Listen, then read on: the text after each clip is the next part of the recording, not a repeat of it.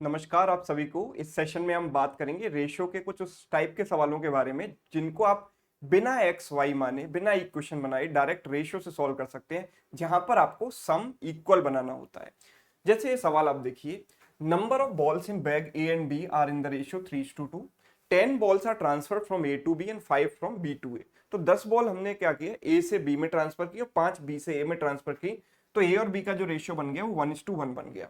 Find the initial total number of balls in A and be together. तो देखो, इसमें आपको सोचना इस तरीके से है कि आपने कुछ बॉल ए से बी में ट्रांसफर की और कुछ बॉल बी से ए में। तो जो टोटल नंबर ऑफ बॉल्स है ना ए और बी में मिलाकर, वो तो कांस्टेंट रहेंगी। यस और नो? टोटल बॉल्स कांस्टेंट रहेंगी। तो पहले ए और बी में जो रेशियो था वो 3:2 था, और अब जो रेशियो बन गया वो 1:1 बन गया। सो टोटल अगर हम यहाँ पर देखें तो यहाँ पर 5 यूनिट है और यहाँ पर 2 यूनिट है। तो इस इक्वल बनाने के लिए 2 का मल्टीप्लाई यहाँ पर और नीचे वाले में 5 का मल्टीप्लाई कर देंगे। तो अगर हम इसमें 2 का मल्टीप्लाई करेंगे तो 6 और 4 हो जाएगा, और इसमें 5 का मल्टीप्लाई करेंगे तो 5 और 5 हो जाएगा।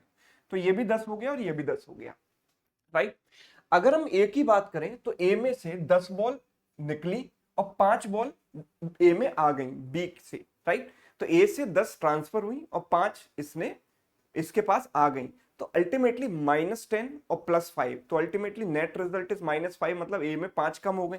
तो हम ये कह सकते हैं कि ए में जो 1 यूनिट का चेंज आया ना, वो किसके बराबर है, 5 के बराबर है। तो जब 1 यूनिट की वैल्यू 5 है तो initial total number of balls इन दोनों में मिलाकर कितनी है, 10 यूनिट। तो 10 की वैल्यू कितनी हो गई, 50, और ये मेरा हो गया आंसर, राइट। यस। चलिए और देखिए एग्जांपल।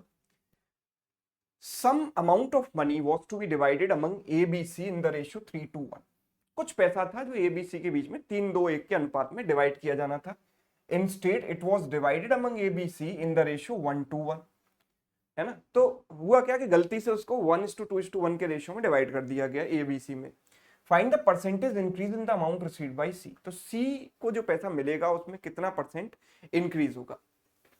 तो अगर ए बी सी के बीच में जो पैसा डिवाइड होना था वो 3:1 के रेशियो में होना था, और हो गया 1:1 के रेशियो में, है ना।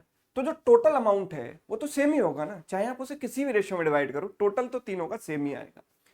सो हम कह सकते हैं यहाँ टोटल है 3 + 2 5 + 1 6, और यहाँ पर कितना है 2 + 2 4। तो 4 और 6 को इक्वल हम कैसे बनाएंगे, इनके एलसीएम के बराबर। तो 4 और 6 का एलसीएम होता है 12। तो यहाँ पर 6 है, 12 बनाने के लिए 2 से मल्टीप्लाई कर दें, और यहाँ पर 4 है, 12 बनाने के लिए 3 से मल्टीप्लाई कर देंगे। तो ये जो रेशियो बन गया वो कितना बन गया, 6:4:2, 6:4:2। और ये रेशियो क्या बन गया, 3:6:3:6:3, राइट। तो सी के अमाउंट में कितना इंक्रीज हुआ, तो हम देख रहे हैं कि सी को 2 रुपए मिलना चाहिए था, 3 रुपए मिल गया, मतलब 1 का चेंज हुआ 2 पर। और 1/2 का मतलब क्या होता है, 50%। खत्म कहानी। आगे देखिए, सवाल इस तरीके से भी पूछा जा सकता है। Some amount of money was to be divided among A B C in the ratio 4:3:2। A B C के बीच में पैसा डिवाइड किया जाना था 4:3:2 के अनुपात में, लेकिन हो क्या गया, वो एबीसीडी 4 लोगों के बीच में डिवाइड कर दिया गया 4:3:2:1 के रेशियो में, जिसकी वजह से ए को 200 रुपए का लॉस हुआ। तो हमें ये बताना है डी को कितना अमाउंट रिसीव होता है, ठीक। तो ए बी सी के बीच में पैसा डिवाइड होना था 4:3:2 के रेशियो में, है ना। हो गया वो ए बी सी डी के बीच में 4:3:2:1 के रेशियो में। तो अगर हम इनका इन रेशियो का सम देखें तो सम तो दोनों केसेस में सेम होना चाहिए, क्योंकि टोटल अमाउंट तो सेम ही रहेगा, चाहे उसे आप 4 लोगों के बीच में डिस्ट्रीब्यूट करो या 3 के बीच में। तो हमें यह कह सकते हैं कि यहाँ पर जो सम है 4 और 3 7 और 2 9 है, और यहाँ सम कितना है 10। तो 9 और 10 को सेम बनाने के लिए यहाँ मल्टीप्लाई कर देंगे हम 10 से, और यहाँ मल्टीप्लाई कर देंगे 9 से, राइट। तो हम ये कह सकते हैं कि ये हो जाएगा 40 30 20, और अब क्या हो गया 9 × 4 36 27 एंड 18 एंड 9, राइट। ये रेशियो हो गया।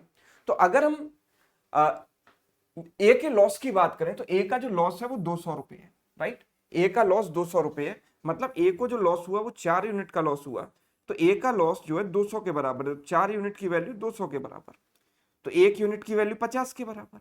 और जब 1 यूनिट की वैल्यू 50 के बराबर, तो डी को कितना मिला, 9 यूनिट। तो 9 यूनिट की वैल्यू कितनी हो गई, 9 × 50 यानी कि 450 रुपए, 450। Option C. क्लियर है सभी को। एक और सवाल देखिए। Number of apples are kept in baskets A B C in the ratio 2:3:4, है ना। तो ए बी सी में ये जो एप्पल्स रखे थे वो 2:3:6 के रेशियो में रखे हुए थे। If equal number of apples are added in A and B then the ratio of A B C becomes 5:7:12। हमने equal number of apples A और बी में ऐड किए तो ए बी सी का रेशियो इतना हो गया, ठीक। तो find the percentage increase in the number of apples in basket A, तो ये रेशियो हो जाता है 5:7:12। आपको यहाँ पर सोचना कैसे है, हमने ए और बी में इंक्रीज किया है ना, सी में तो कोई चेंज नहीं किया ना, सी में तो कोई एप्पल हमने ऐड नहीं किए, दैट मीन सी में जो नंबर ऑफ एप्पल्स है वो कांस्टेंट होने चाहिए। तो पहले 6 है अब 12 है, तो इन दोनों को इक्वल बनाने के लिए 2 से मल्टीप्लाई कर दिया, सो इट बिकम्स 4:6:12। तो हुआ क्या कि ये दोनों बराबर हो गए, right. So percentage increase in number of apples in A is what 1/4, एक का इंक्रीज है 4 पर, और 1/4 इंटू 100 कितना होता है 25%, राइट, ऑप्शन बी। तो उम्मीद करता हूँ टेक्निक आपको समझ में आई होंगी, राइट।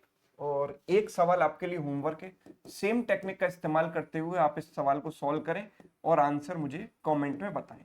साथ में ये भी जरूर बताएं कि टेक्निक आपको कैसी लगी, समझ में आई या नहीं। अगर आपको अच्छी लगी है तो आप अपने दोस्तों के साथ भी इसको शेयर कर सकते हैं। चैनल पर अगर आप नए हैं तो चैनल को सब्सक्राइब कर सकते हैं। Thank you so much.